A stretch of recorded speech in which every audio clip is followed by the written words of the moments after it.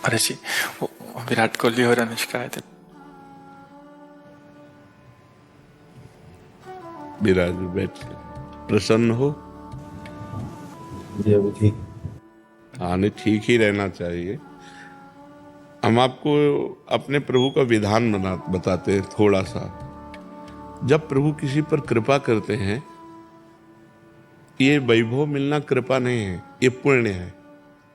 पुण्य से एक घोर पापी को भी देखो, पाप करके भी उनका कोई पुण्य है जिससे वो सुकृत पूर्व के सुकृतवश चल रहे हैं, नया पाप है।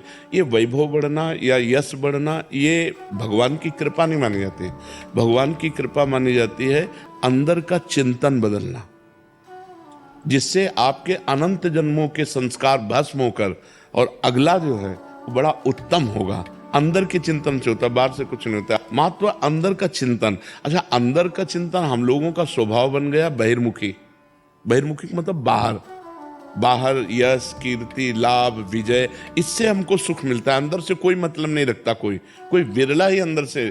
अब क्या होता है, भगवान जब कृपा करते हैं तो संत समागम देते हैं, कि दूसरी जब कृपा होती तो विपरीतता देते हैं, और फिर अंदर से एक रास्ता देते हैं। ये मेरा रास्ता है, ये परम शांति का रास्ता है, ये शांति का रास्ता नहीं। भगवान वो रास्ता देते और जीव को अपने पास बुला लेते हैं। बिना प्रतिकूलता के संसार का राग नष्ट नहीं होता।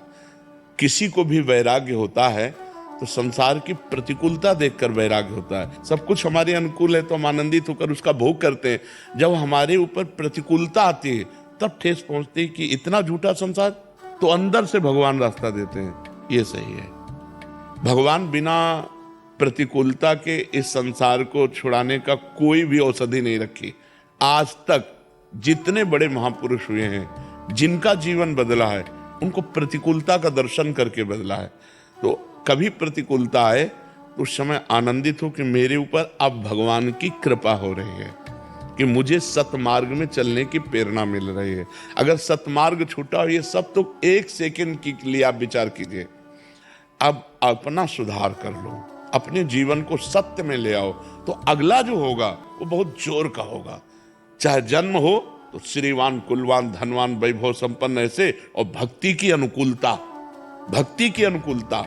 खास बात श्रीवान धनवान कुलवान नहीं, खास बात भक्ति की अनुकूलता। अगर इस जन्म में भगवत प्राप्ति नहीं हुई तो भगवान श्री कृष्ण ने गीता में कहा है कि मेरे भक्त का नाश नहीं होता।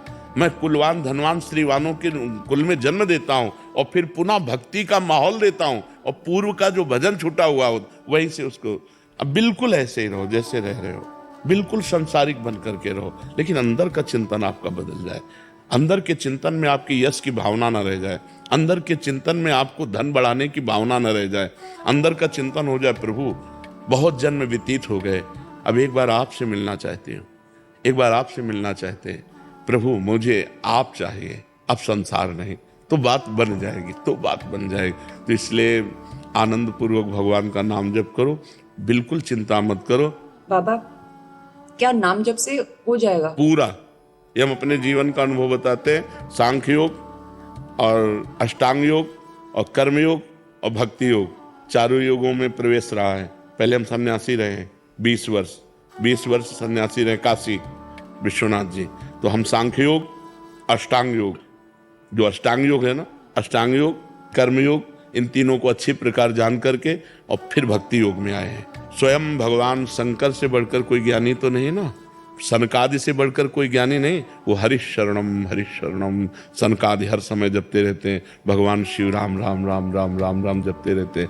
हम वृंदावनवासी प्रिया प्रीतम के उपासी, तो जो राम में राह है वही राह है, जो धा है ये रस देने वाली वस्तु है।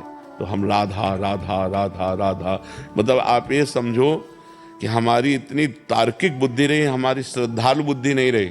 सन्यासी की जो बुद्धि होती है वो तर्क प्रधान होती, कसौटी पर कसने पर।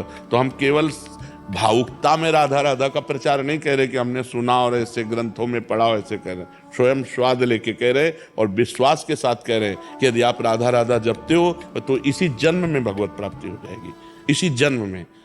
जैसे किसी से कहा जाए कि तुम सत्य बोलो, मंदिर में चढ़ के बोलो, तो हम मंदिर में नहीं, हम वृंदावन में बैठे हैं। करोड़ों मंदिर इसकी समानता नहीं कर सकते, भगवान का परम धाम है। अगर राधा राधा नाम चल रहा है तो इसी जन्म में भगवत प्राप्ति हो जाएगी। हमारी आखिरी श्वास यदि राधा, तो मुझे श्री जी की प्राप्ति, भगवान की प्राप्ति हो जाएगी। इसमें कोई संशय नहीं और किसी साधनों की कोई आवश्यकता नहीं। आप केवल अंदर ही अंदर चलाइए और लिखिए। देखो, हम जो कह रहे हैं उसको समझो।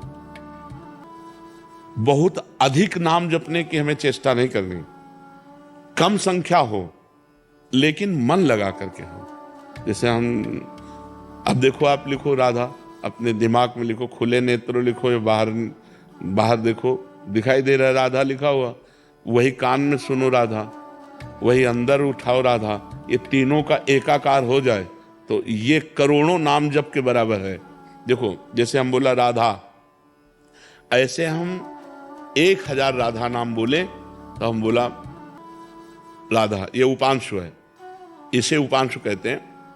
राधा राधा राधा राधा 1000 बार, ये उपांशु हुआ।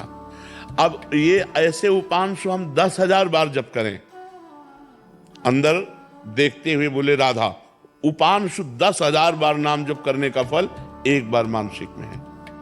इतना बड़ा फल है ये। ऐसे